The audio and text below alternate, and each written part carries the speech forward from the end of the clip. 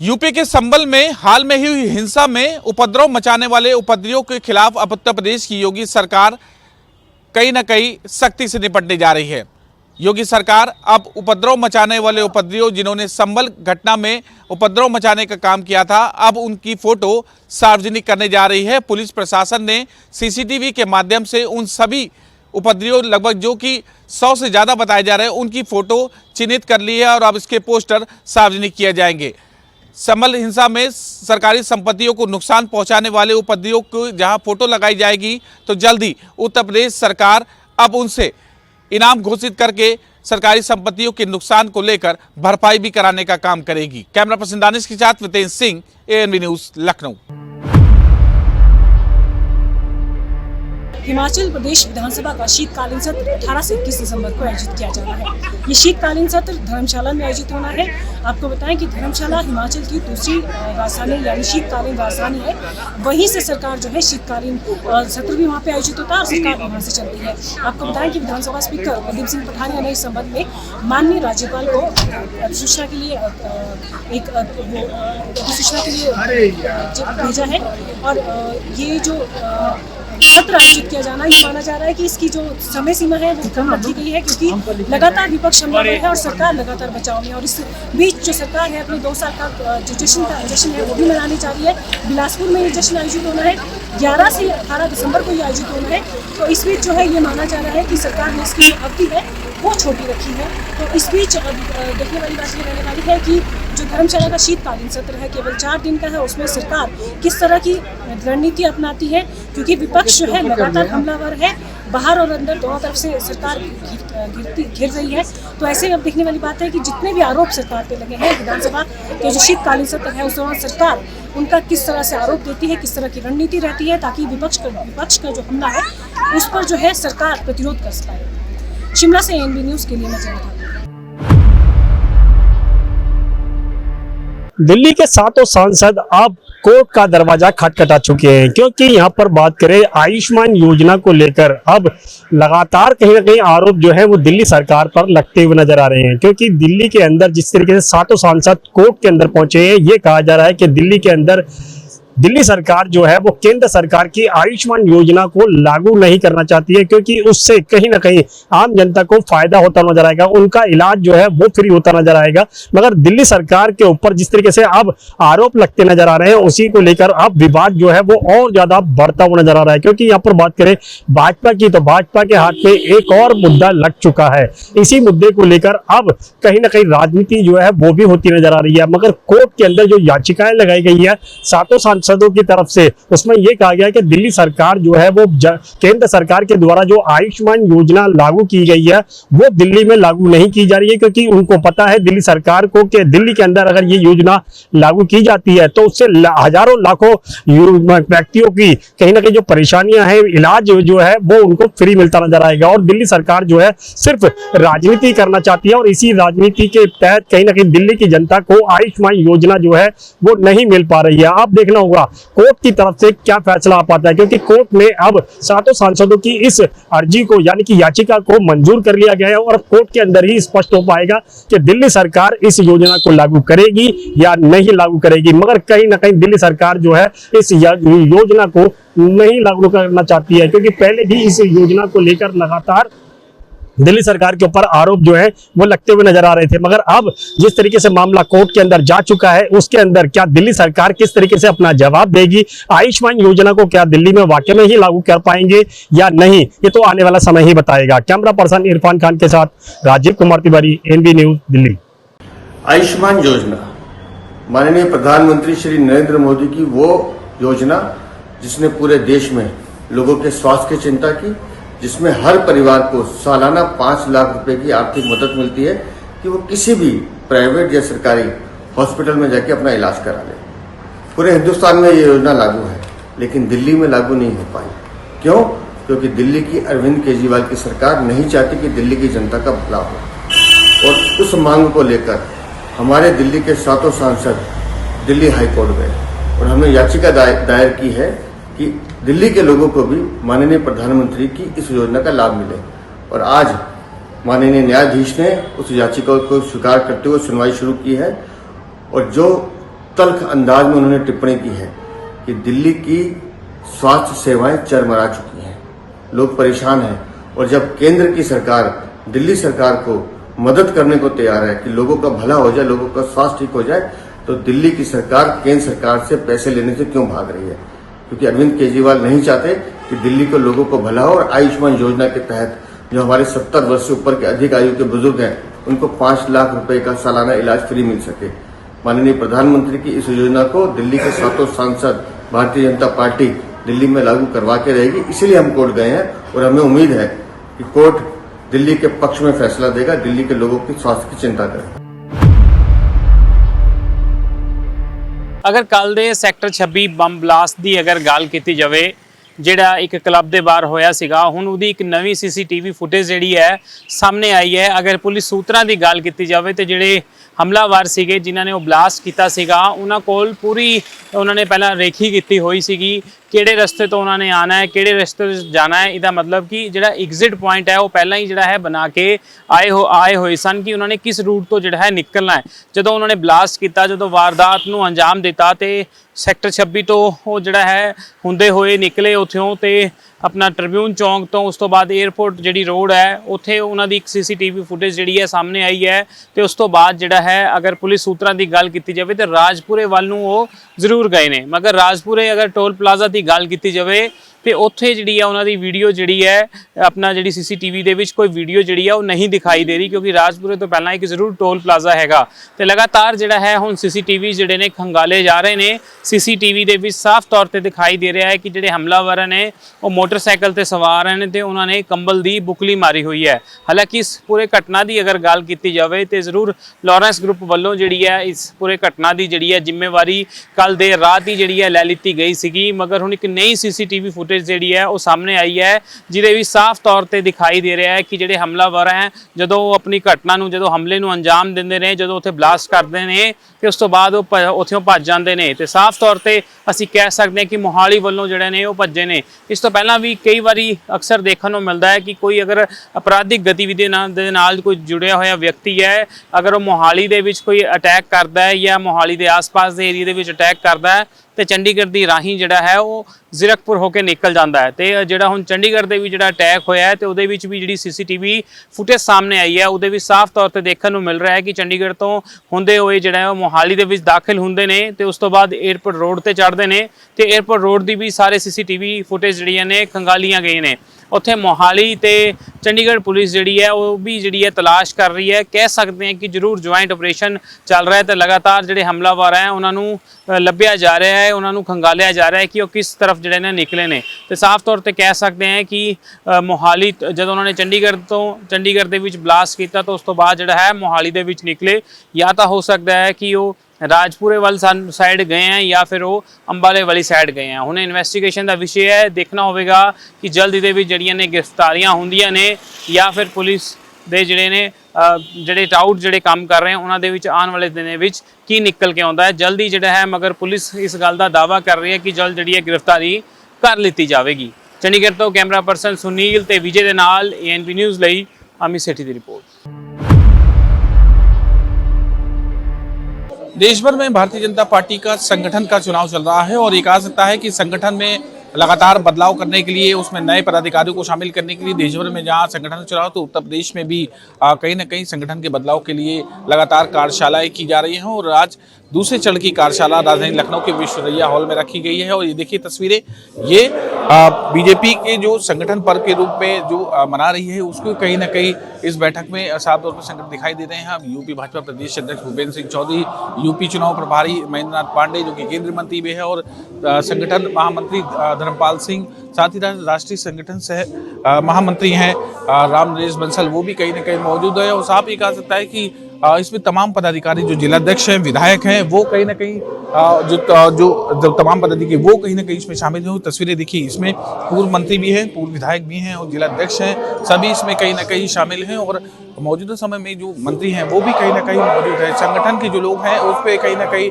इसमें शामिल है, क्योंकि संगठन का 6 साल का कार्यकाल होता है। 6 साल के कार्यकाल, हालांकि इस पर जो उत्तर प्रदेश का कार्यकाल कोरोना के कारण ये 6 साल का कार्यकाल पूरा नहीं हो सकता था, और अब कहीं ना कहीं जनवरी में जो संगठन का चुनाव होना है उस संगठन के चुनाव को देखते हुए भी कहीं न कहीं जो राष्ट्रीय स्तर से लेकर बूथ स्तर तक जो बदलाव होना है संगठन में, क्योंकि आने वाले चुनाव की रणनीतियां बनानी है और जो उसी को लेकर साफ तौर पे मंथन किया जा सकता है। ये तस्वीरें हैं, देखिए तमाम जो संगठन के लोग हैं वो कहीं ना कहीं मौजूद हैं, और साफ ये कहा सकता है कि इसमें तमाम जो पदाधिकारी वो मौजूद है। साथ ही इसमें पूरी तरह से जी यहाँ पर चीनियों के यहाँ पर जो मौजूद हैं वो कहीं ना कहीं इसमें हिस्सा लिए हुए हैं, और ये कहा सकता है कि उत्तर प्रदेश में जो बूथ स्तर से लेकर प्रदेश अध्यक्ष तक जो बदलने की संगठन की प्रक्रिया, उस प्रक्रिया के तहत कहीं ना कहीं चीजें बैठक की जा रही है। दूसरे चरण की बैठक है, उस बैठक में तमाम रणनीतियां बनाई जाएगी। कौन पदाधिकारी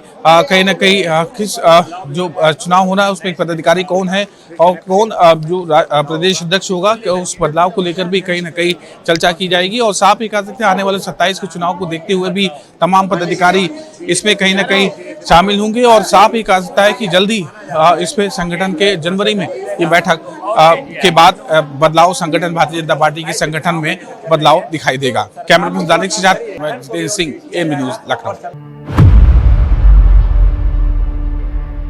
संभल की घटना को लेकर पूरा प्रदेश अलर्ट मोड पर है। पुलिस व्यवस्था जो है इसी छानबीन में लगी है कि किसी भी प्रकार की अब कोई ऐसी घटना किसी भी जनपद में ना घटे। ऐसे इस बात को लेकर पूरी तरीके से तत्परता बरती जा रही है। सभी जनपदों में जो है पुलिस अलर्ट मोड पर है। अगर बात की जाए अमेठी की, तो अमेठी जनपद में भी पुलिस अलर्ट मोड पर है। आज इसमें अमेठी जनपद के अमेठी कस्बा अंतर्गत ये जो है गांधी चौक है, यहाँ पर उपस्थित है। यहाँ पर अमेठी पुलिस के द्वारा जो है ड्रोन कैमरा उड़ाया जा रहा है। इस ड्रोन कैमरे के द्वारा एकदम साफ तौर पर ये निगरानी की जा रही है कि किसी भी प्रकार की जो है कोई घटना और कोई ऐसे लोग जो है जो उपद्रवी टाइप के हों या जो है जो अपने घरों पर किसी प्रकार का पत्थर न रखे हों, ऐसी चीजों को लेकर खास तौर से निगरानी बरती जा रही है। और इसको लेकर जो है अमेठी पुलिस जो है आप देख सकते हैं ड्रोन उड़ाया गया और ड्रोन के माध्यम से निगरानी की गई कि किसी भी प्रकार के उपद्रव की जानकारी अगर मिलती है, कहीं दिखाई पड़ता है, तो उसको तत्काल पुलिस एक्शन में लेकर उस पर कार्रवाई करे। और इसको लेकर अमेठी पुलिस भी कहीं ना कहीं अलर्ट मोड पर है। आपको बता दें कि पूरे जनपद में पुलिस पूरे तन्मयता के साथ जो भीड़ भाड़ वाले इलाके हैं, जहाँ पे घनी बस्ती है, वहां पर जो है वो जाकर बाकायदा कैमरे के द्वारा और उसके बाद जो है ड्रोन के द्वारा जो है वहां पर तहकीकात कर रही है। राजकुमार जायसवाल, एएनबी न्यूज, अमेठी। इस संबंध में मैं कहना चाहूंगा कि आज दिनांक 27/11/24 को सुरक्षा की दृष्टि से कस्बा अमेठी में ड्रोन उड़ाया गया है और जनपद में धारा 144 लागू कर दी गई है। हमारे जिले में जहाँ जहाँ सेंसिटिव पॉइंट है, जहाँ पे निश्चित आबादी है, वहाँ पर हमारे फोर्स लगातार पैदल गश्त कर रही है और असामाजिक तत्वों पर विशेष निगरानी रखी जा रही है और सोशल मीडिया पर भी हमारी विशेष निगरानी है।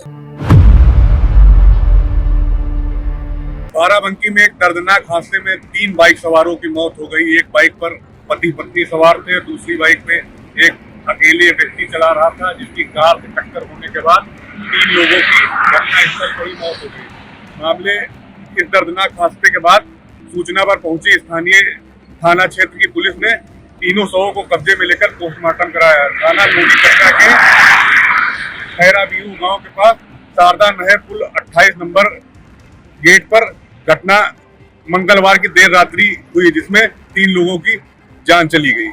अंकित मिश्रा, एएनबी न्यूज, बाराबंकी। बिहार के गया जिले के टेकारी थाना क्षेत्र में 22 नवंबर की एक घटना घटी थी, जहां पे तिलक समारोह के समय जो है एक व्यक्ति जो है फायरिंग की गई और उस फायरिंग में एक युवक को गोली लगी और उसे गंभीर हालत में मगध मेडिकल कॉलेज हॉस्पिटल ले जाया गया, जहां पर उसकी इलाज के दरमियान जो उसकी मौत हो गई। वहीं इस घटना की सूचना टेकारी थाना को मिली और उसके बाद जो है खड़गपुरा गांव पुलिस पहुंची, लेकिन युवक जो है घटना स्थल से फरार हो गया था। वहीं गया के वरीय पुलिस अधीक्षक आशीष भारती ने इस घटना को काफ़ी गंभीरता से लिया और उसके बाद एक टीम की गठन किया और वो टीम जो है आज जो है दरअसल गया के कोतवाली थाना क्षेत्र के बैरागी मोहल्ले से उस युवक की गिरफ्तारी कर ली गई। हालांकि उस युवक की पहचान धर्मेंद्र कुमार पासवान के रूप में की गई है और उससे पूछताछ जारी है। हालांकि इस तरह की घटना जो है पूरी तरह से झकझोर के रख दिया। उस गांव में तिलक समारोह जो था उसमें एक पूरी तरह से खुशहाली मनाई जा रही थी, खुशहाली माहौल था, वहीं पे पूरी तरह से माहौल गमगीन हो गया।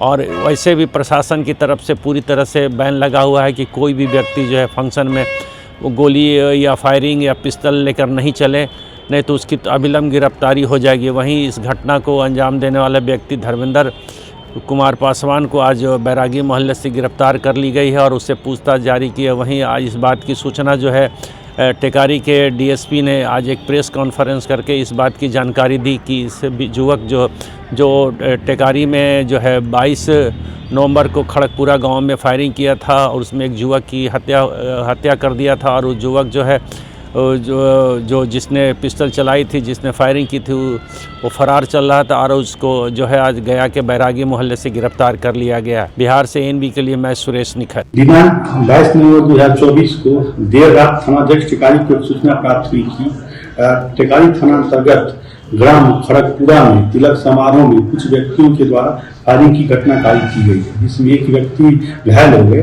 और इलाज के दरमियान उनकी जो है मृत्यु हो गई। प्राप्त सूचना के आलोक में वरीय पदाधिकारियों को सूचित करते हुए टेकारी थानाध्यक्ष तत्काल दल के साथ घटनास्थल पर पहुंच घटनास्थल का निरीक्षण किया। इस संबंध में वादी के द्वारा दिए गए लिखित आवेदन के आधार पर टिकारी कांड संख्या 492/24 जो है सो दर्ज की गई। इस मामले की गंभीरता को देखते हुए वरीय पुलिस अधीक्षक महोदय गया के द्वारा कांड की उद्भेदन एवं गिरफ्तारी के लिए अनुमंडल पुलिस पदाधिकारी टेकारी के नेतृत्व में एक टीम की गठन की गई। टीम के द्वारा इस घटना में शामिल एक नामजद अभियुक्त को जो है गिरफ्तार किया गया है। नामजद अभियुक्त का नाम है धर्मेंद्र कुमार पासवान, केसर रणवीर पासवान, साकिन खड़गपुरा, थाना टेकारी, जिला गया। अन्य अभियुक्तों की गिरफ्तारी के लिए लगातार छापेमारी की जा रही है। जल्द ही अन्य अभियुक्तों को भी गिरफ्तार कर लिया जाए। शीतकालीन सत्र का दूसरे दिन भी हंगामेदार रहा। आपको बताते चले कि संसद के अंदर शीतकालीन सत्र का आज दूसरा दिन था, जो कि हंगामेदार रहा। विपक्ष अपनी मांगों पर अड़ा हुआ है। विपक्ष का कहना है मणिपुर हिंसा, संबल और साथ ही साथ अडानी मुद्दे पर सदन में चर्चा हो, लेकिन पक्ष उससे पहले जरूरी मुद्दों पर चर्चा करना चाहता है, जिसको लेकर के आज सदन की कार्यवाही 11 बजे शुरू होती है। हंगामे के बाद उसे 12 बजे तक स्थगित कर दिया जाता है। 12 बजे सदन की कार्यवाही फिर से शुरू की जाती है और हंगामा जोरदार होता है और फिर हंगामे के बाद सदन को 28 नवंबर तक स्थगित कर दिया जाता है। संजय सिंह का मानना था कि लोकसभा और साथ ही साथ राज्यसभा के अंदर इन मुद्दों पर चर्चा होनी चाहिए और अडानी पर घोटालों के आरोप लगे हैं, तो कहीं ना कहीं सरकार अडानी को बचाने की कोशिश कर रही है। वहीं मणिपुर हिंसा और संबल मुद्दों पर आखिरकार पक्ष को और आखिरकार सरकार को बात करने में क्या झिझक है। अंबुज उपाध्याय, एएनबी न्यूज, दिल्ली। अच्छा, 2200 करोड़ रुपए के रिश्वत देने का आरोप, हिंदुस्तान में महंगी बिजली बेचने का आरोप, अगर ये आरोप उनको बड़ा आरोप नहीं लगता तो मैं इसको बेशर्मी ही कह सकता हूं, इससे ज्यादा कुछ नहीं कह सकता। अडानी ग्रुप के खिलाफ, अडानी के खिलाफ अरेस्ट वारंट जारी है। ये भारत के लिए बहुत ही शर्मनाक है। ऑस्ट्रेलिया हो, कीनिया हो, बांग्लादेश हो, मॉरिशस हो और अभी फ्रांस में भी उनके प्रोजेक्ट्स को कैंसिल किया जा रहा है, ठेकों को कैंसिल किया जा रहा है। तो ये भारत की बदनामी का सवाल है, इसलिए प्रधानमंत्री को सदन में चर्चा करानी चाहिए। एक ऐसे तस्कर को गिरफ्तार किया है जो हमारी युवा पीढ़ी को नासुक और बर्बाद करना चाहता है। गाजियाबाद की पुलिस ने आज अफीम तस्कर को गिरफ्तार किया। इसके कब्जे से 1 किलो अफीम भी बरामद की है, जिसकी मार्केट वैल्यू लगभग 25 लाख रुपए बताई जा रही है। गाजियाबाद क्राइम ब्रांच अधिकारी का कहना है कि यह झारखंड और बिहार से अफीम लाकर ट्रक के द्वारा यहां एनसीआर में ऊंचे दामों पर बेचा करता था। आज इसकी गिरफ्तारी हुई है। इसके कब्जे से 1 किलो अफीम और जिसकी कीमत लगभग 25 लाख बताई जा रही है। वह भी बरामद की है। गाजियाबाद की पुलिस अब इसके और साथियों से भी पूछताछ कर रही है। गाजियाबाद की पुलिस इससे पूछताछ कर रही है कि अभी तक यह कितने वर्षों से अफीम का धंधा किया करता था और कौन कौन से जिलों में अफीम को पहुंचाया करता था। गाजियाबाद की पुलिस का कहना है कि यह एनसीआर के अलावा और भी जिलों में अफीम बाहर से लाकर सप्लाई किया करता था और ऊंचे दाम कमाने के लिए हमारी नई पीढ़ी को और एनसीआर में जो लोग रहते हैं उनको बर्बाद कर रहा था। लेकिन एक और सरकार का यह अभियान चल रहा है कि अगर कोई भी नशा बेचता है या ऐसा कार्य करता है तो उसके खिलाफ कठोर कार्रवाई की जाए। उसी के पालन में गाजियाबाद की पुलिस लगातार अपराधियों और नशा बेचने वालों के खिलाफ लगातार ताबड़तोड़ कार्रवाई कर रही है। उसी के तहत गाजियाबाद की पुलिस ने आज इस अभियुक्तों को गिरफ्तार करके एक अच्छा कार्य भी किया है। गाजियाबाद से कैमरा पर्सन सोनू के संग में Praveen Arora, ANB news Ghaziabad. Crime branch police commissionerate Ghaziabad द्वारा एक महत्वपूर्ण सफलता हासिल करते हुए एक अंतर्राज्यीय अफीम तस्कर की गिरफ्तारी लोनी बॉर्डर थाना क्षेत्र से की गई है, जिसके कब्जे से लगभग 1 किलोग्राम अफीम बरामद हुआ है, जिसकी अनुमानित कीमत लगभग 25 लाख रुपए है। पूछताछ में अभियुक्त ज्ञानचंद यादव ने बताया कि वह झारखंड के पलामू जिले का रहने वाला है, खेतीबाड़ी का काम करता था, जिसमें बहुत ज़्यादा आमदनी न होने के कारण जो है ये अपने गांव के पिंटू यादव के संपर्क में आया, जिसके द्वारा ये बताया गया कि अगर झारखंड से अफीम की तस्करी की जाए दिल्ली एनसीआर में तो वो बहुत ही प्रॉफिटेबल है और पर चक्कर के 20 रुपये मिलते हैं। उसके संपर्क में आने के बाद से लगभग 1 साल से जो है ज्ञानचंद यादव जो है ट्रेन और बसों के माध्यम से जो है अफीम की तस्करी करके दिल्ली एनसीआर क्षेत्र में सप्लाई करने लगा। इसी क्रम में क्राइम ब्रांच की टीम द्वारा इसकी गिरफ्तारी की गई है। पूछताछ में कुछ इंपॉर्टेंट क्लू मिले हैं, जिसके संबंध में टीम गठित कर दी गई है। अग्रिम विधिक कार्रवाई की जाएगी।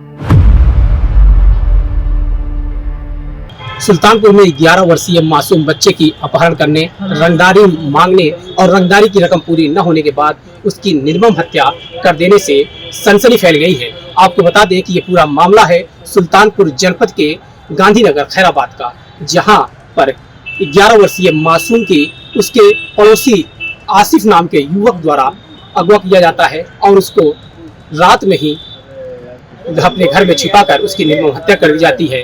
पुलिस को इसकी जानकारी मिलने के बाद उसके शव को और आरोपी के पूरे परिवार को पुलिस अपने कब्जे में लेती है और उनको कोतवाली नगर ले जाती है। साथ ही साथ उस बच्चे के शव को पोस्टमार्टम के लिए भेज दिया जाता है। पोस्टमार्टम के बाद इसी कब्रिस्तान में उस बच्चे के शव को दफन किया जाएगा। सहयोगी कैमरा पर्सन के साथ सरफराज अहमद, एएनबी न्यूज सुल्तानपुर। अरबी से आया, बस्ता रखा अपना, उसके बाद कुछ खाया पिया, थोड़ा खेल जल्दी होगा भैया, जल्दी होगा। हम बोल रहे हैं, बात कर रहे हैं। रखा अपनी चच्ची के साथ, हम बात कर रहे हैं। अपनी मम्मी से नीचे से कहा कि बस 2 मिनट में मम्मी आ रही है, तो 2 मिनट फिर वो आया नहीं। यहाँ सामने वाले लोग उसको फांसी लगा के मार डाले। हम लोग पूरी रात कल ढूंढ रहे थे, पूरी रात ढूंढे, कल दिन भर पूरा ढूंढे, आज सुबह से भी अभी पता चला ऊपर है। जब सारी पुलिस फोर्स आई, 5 लाख रुपए। आपको कौन है बच्चे की? 5 लाख से आप कौन है बच्चे की? हम बच्चे की दादी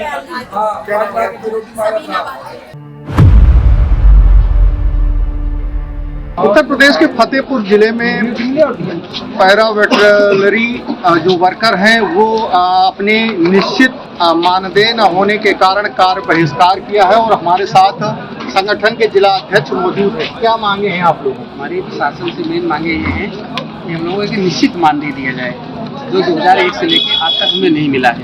हम लोग टीकाकरण, कृत्रिम गर्भाधान, बधियाकरण, पशुगणना इत्यादि गौशाला का कार्य भी करते हैं। किसी भी टाइम पशु चिकित्सा अधिकारी महोदय के सहयोग में हम लोग टोटल काम करते हैं। आपकी पहली बार उत्तर प्रदेश पशु चिकित्सा अधिकारी संघ आगरा ने लिखा कि पैरावेट के बगैर हमारा काम नहीं चल सकता। ये 70% पशुपालन विभाग का काम करते हैं। मुख्य कार्यकारी अधिकारी माननीय नीरज गुप्ता जी ने भी यही बात कहा कि बगैर पैरावेट काम नहीं चल सकता है। निदेशक महोदय पशुपालन, उन्होंने भी ये कहा कि बगैर पैरावेट काम नहीं चल सकता है। 70% पैरावेट का सहयोग है। पैरावेट जो वर्कर हैं, तो क्या अब आज से जैसे आप लोग उसमें ज्ञापन में दिया है कि हम लोग कार्य बहिष्कार करेंगे, कब तक ये कार्य बहिष्कार? जब तक सरकार हमारी मांगों पे विचार नहीं करेगी तब तक हम काफी सारे कार्यों का बहिष्कार करते हैं, क्योंकि जब सरकार का काम चलता रहता है तब हमारी बातों को ध्यान नहीं दिया जाता है। जब तक बच्चा रोएगा नहीं तब तक माधुर्य नहीं पिलाएगा। आज सीडीओ को ज्ञापन दिया गया है, क्या आश्वासन मिला? सीडीओ साहब कह रहे हैं कि आपकी सरकार को मांगे पूरी करने के लिए ऊपर को भेजेंगे शासन को, तो और सीडीओ साहब चले गए लेकर कागज, बोले आप काम कर रहे हैं। अब और आप लोग क्या काम अभी नहीं तो ये पैरावेट जो वर्कर हैं इनकी मांगे हैं शासन प्रशासन से कि एक निश्चित मानदेय इनका तय किया जाए और इसके बाद ही ये अपने कार्य पर वापस लौटेंगे। Anup Tiwari, ANB news, Fatehpur. आगरा में आए दिन दुर्घटनाओं का गिराफ बढ़ता जा रहा है। आपको बता दें कि आज पिनाट थाना क्षेत्र के अंतर्गत पुलिया नंबर 74 पर दो बाइक सवारों की जोरदार भिड़ंत हो गई। भिड़ंत इतनी जोरदार थी कि दोनों बाइकों के परखच्चे उड़ गए। आपको बता दें कि इस दुर्घटना में दोनों बाइक सवार गंभीर रूप से घायल हो गए, जहां सूचना पर मौके पर पुलिस ने पहुंचकर दोनों घायलों को CSC पिनाट में भर्ती कराया, जहां उनकी हालत अत्यधिक नाजुक होने के कारण डॉक्टरों ने फतेहाबाद के लिए जो है रेफर कर दिया गया, जहां फतेहाबाद में डॉक्टरों ने दोनों गंभीर घायलों को जो है मृत घोषित कर दिया है। आपको बता दें कि आगरा के अंदर आए दिन दुर्घटनाएं हो रही हैं, जिसमें कई लोगों की अब तक जान भी जा चुकी हैं। अब देखने वाली बात होगी कि किस तरीके से आगरा पुलिस इस दुर्घटनाओं के ग्राफ को कम करती है, ये तो आने वाला वक्त ही बताएगा। फिलहाल आगरा से मैं रविंदर सेजवार, ANB न्यूज।